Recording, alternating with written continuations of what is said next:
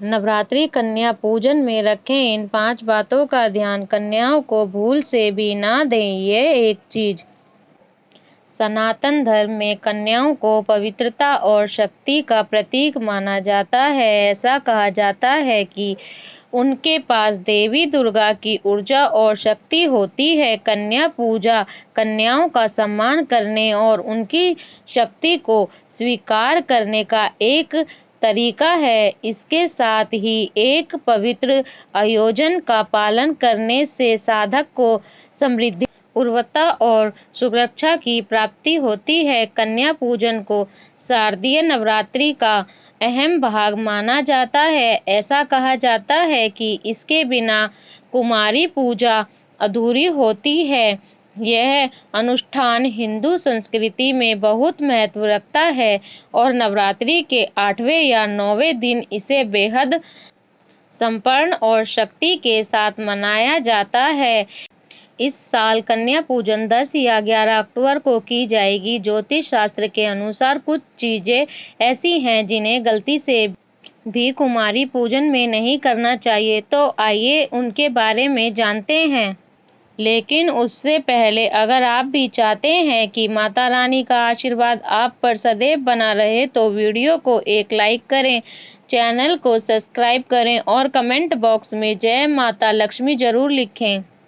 चलिए पहले जानते हैं कन्या के घर में आने और भोजन करने तक क्या करना चाहिए। नंबर 1, नवरात्रि पर माँ के 9 स्वरूपों का पूजन किया जाता है। ऐसे में इनके अष्टमी या नवमी तिथि को लोग कन्या पूजन करते हैं। इसके 9 कन्याओं का पूजन किया जाता है क्योंकि इन्हें माँ के 9 स्वरूप माना जाता है। इसीलिए जब आपके घर कन्याएं आएं तो आपको पहले से ही उनके बैठने के स्थान को साफ कर देना चाहिए। कहते हैं कि अगर आप उनके बैठने के स्थान को साफ नहीं करते हैं तो इससे माँ बेहद अप्रसन्न होती है।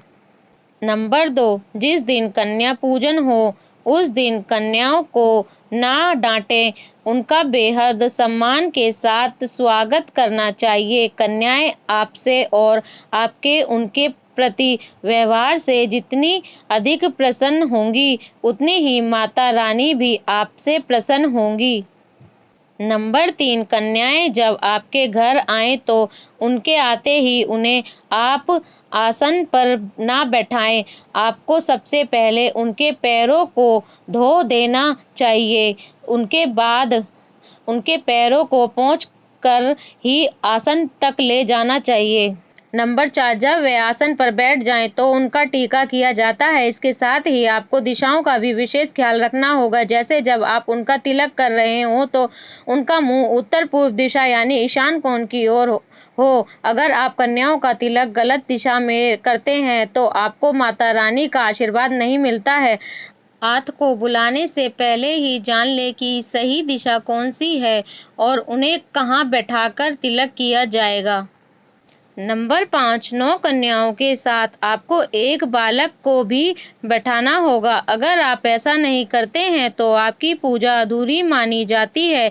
इसीलिए कन्या पूजन के समय ना कन्याओं के साथ एक बालक को बुलाना जरूरी होता है क्योंकि बालक को भैरव का रूप माना जाता है। नंबर 6, भोजन कराने के बाद आपको कन्याओं को दक्षिणा स्वरूप कुछ देना चाहिए, वरना कन्या पूजन को अधूरी ही समझा जाता है। इसीलिए कन्या पूजन के बाद अपनी सामर्थ्य अनुसार कन्याओं और बालक को दक्षिणा उनके हाथ में रखनी चाहिए।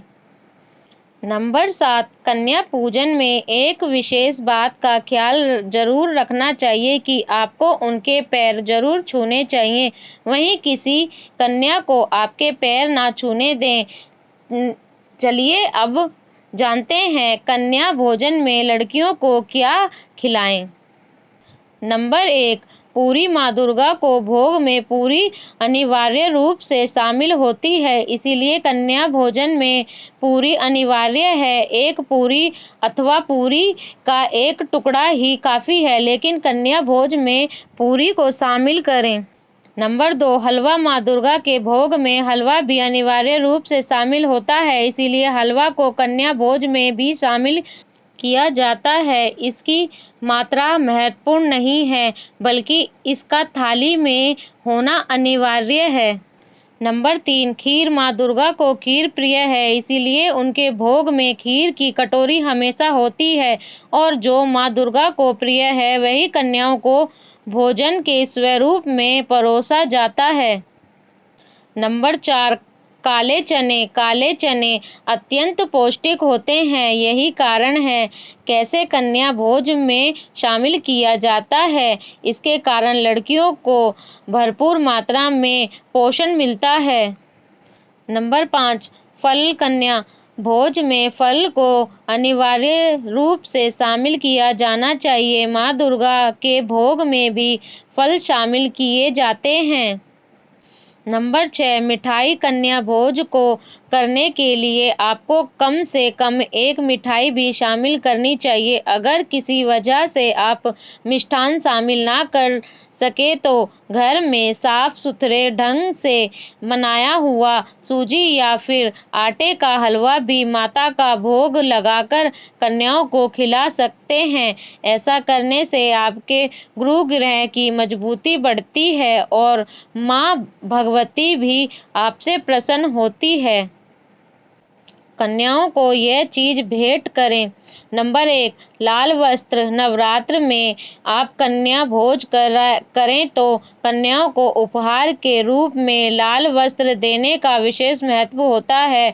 अगर किसी वजह से आप लाल वस्त्र देने में असमर्थ हैं तो सभी कन्याओं को लाल रंग की चुनरी दे सकते हैं। लाल रंग के वृद्धि का प्रतीक माना जाता है और इसके साथ ही लाल रंग माँ की पोशाक का रंग होने के कारण भी बेहद शुभ माना जाता है। वहीं लाल रंग के वस्त्र देने से आपका मंगल भी मजबूत होता है। नंबर 2, नवरात्र का कन्या भोजन करने में कन्याओं को कम से कम एक मौसमी फल जरूर देना चाहिए। माना जाता है कि नवरात्रि में कन्याओं को डॉट फल देना से आपको आपके अच्छे कर्मों का फल कई गुना वापस होकर प्राप्त होता है। फलों में सबसे शुभ केला और नारियल को माना जाता है। केला विष्णु जी के प्रिय फल और नारियल यानी श्री फलमा लक्ष्मी को प्रिय है। इन दोनों को ही दान करने से आपके घर की सुख समृद्धि में वृद्धि होती है। नंबर 3, नवरात्रि में कन्याओं को भोजन कराने के बाद भेंट में कन्याओं को रिंगर सामग्री भी उपहार में दे सकते हैं। यह रिंगर सामग्री पहले माता को अर्पित करनी चाहिए और उसके बाद छोटी छोटी कन्याओं में बांट देनी चाहिए। मान्यता है कि कन्याओं द्वारा ग्रह की गई रिंगर सामग्री सीधे माता द्वारा स्वीकार कर ली जाती है। नंबर 4, परंपराओं के अनुसार कन्याओं को जब विदा किया जाता है तो विदाई में उन्हें कोचा दिया जाता है। इस कोचे में चावल और गुड़ दिया जाता है। मान्यता है कि इससे आपके घर में धन धान्य में वृद्धि होती है। नवरात्रि में भी आप कन्या भोज करें तो विदा करते समय कन्याओं को उपहार के साथ थोड़ा सा चावल और जीरा भी देना चाहिए। इससे आपके घर में संपन्नता बढ़ती है।